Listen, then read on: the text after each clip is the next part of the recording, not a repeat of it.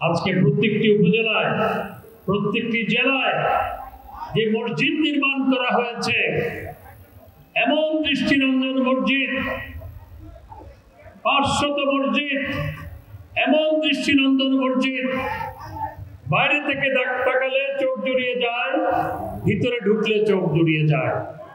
পৃথিবীর কোন মুসলিম দেশে সরকারি উদ্যোগে এত মসজিদ একসাথে হয়েছে কিনা আমার জানা নাই, যেটি জননেত্রী শেখ হাসিনা করেছে।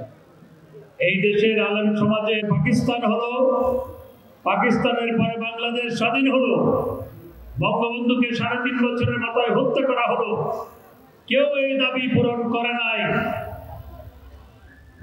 জিয়া রহমান আলেম ওলামাদের পাশে বসিয়ে রেখে এই দাবি পূরণ করার আশ্বাস দিয়েছিল।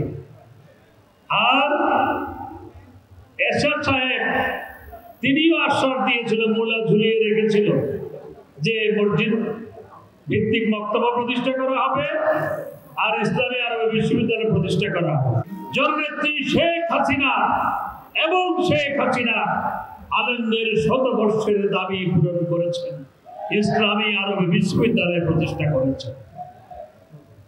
আর পৃথিবীতে মুসলমানদের হজের পরে সবচেয়ে বড় জমায়েত হয় টঙ্গীতে বিশ্ব ইজতেমা। সেই বিশ্ব ইজতেমার মাঠ জাতির পিতা বঙ্গবন্ধু শেখ মুজিবুর রহমান দিয়ে গিয়েছিলেন। ইসলামী ফাউন্ডেশন বঙ্গবন্ধু প্রতিষ্ঠা করেছেন। কাকরাইলের যে আপনার তাবলীগ জামাতের মসজিদ, সেটি বঙ্গবন্ধুর আমলে প্রতিষ্ঠা হয়েছে।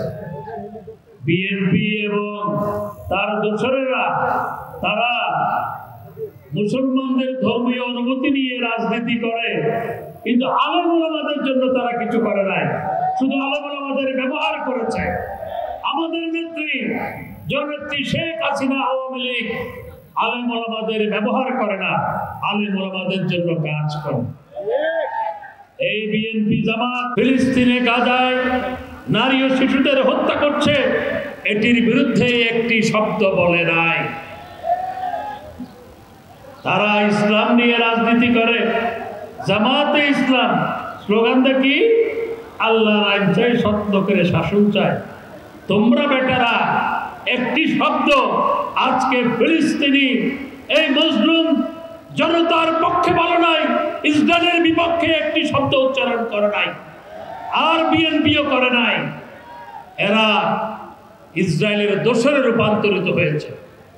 সমগ্র দুনিয়ায় মিছিল হয় ফিলিস্তিনিদের পক্ষে, ইসরায়েলের বিপক্ষে।